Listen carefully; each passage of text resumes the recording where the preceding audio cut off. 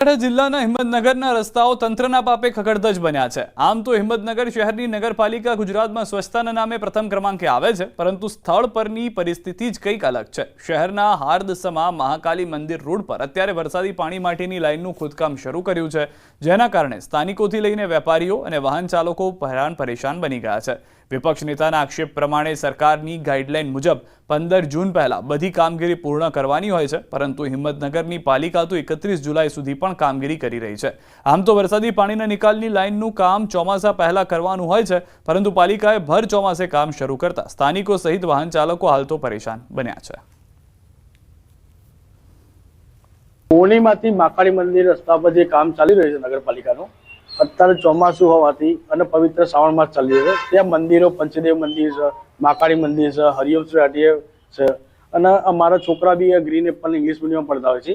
મૂકવા જવા માટે આજે પાણી ભરાઈ જાય એના કારણે કોઈ તકલીફો પડી છે કે જો કોઈ ઘટના બને એના કારણે નગરપાલિકાએ તાત્કાલિક જોડે આ સમારકામ કરી ઝડપી કામ કરવું જોઈએ। સરકારની ગાઈડલાઈન મુજબ 15 જૂન પહેલા બધી કામગીરી પૂર્ણ કરવાની હોય છે, પરંતુ આજે આપણે 31 જુલાઈના રોજ ઉભા રહ્યા છીએ।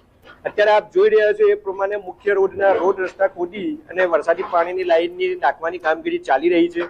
એના લીધે આજુબાજુના જે વેપારીઓ છે એમને ખૂબ જ માન લો કે ધંધા રોજગારના અંદર તકલીફ પડી રહી છે। આગામી સમયમાં તહેવારો આવી રહ્યા છે, તેમજ જે મુખ્ય રસ્તાને અવર જવરના કારણે અત્યારે હાલ આ ખોદી નાખવાના કારણે લોકોને ખૂબ તકલીફ પડી રહી છે અને વાહનો ફસાવાની સમસ્યા વધી રહી છે। કામકાજ ચાલુ હોવાના કારણે એ રોડ પરથી પસાર થતા લોકોને તકલીફ પડી રહી છે, પણ આ અત્યારે હાલની જે તકલીફ પડી રહી છે પણ એના કારણે લાંબા ગાળાનું સોલ્યુશન આવે એટલા માટે થઈને હિંમતનગર નગરપાલિકાએ આ કામ હાથ ધરેલું છે।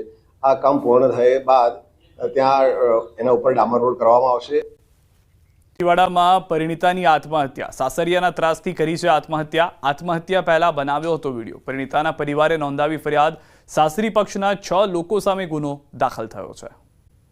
ફક્ત ખેડા પરંતુ અમદાવાદમાં પણ વરસાદના 5 દિવસ બાદ પણ પાણી ભરાયેલા છે। ચાંગોદરના સ્વસ્તિક એસ્ટેટમાં વરસાદી પાણીના દ્રશ્યો આપ જુઓ। 5 દિવસ બાદ પણ નથી ઓસર્યા પાણી। કર્મચારીઓ, એકમ માલિકો ટ્રેક્ટરના સહારે ગત વર્ષે ભરાયા હતા પાણી, તેને પરિસ્થિતિનો સામનો કરવા માટે અત્યારથી જ આ રીતની પરિસ્થિતિ જોવા મળી રહી છે। જે વરસાદી પાણી છે તે નીકળી નથી રહ્યા। અમદાવાદ કલેક્ટરને રજૂઆત કરાઈ છે।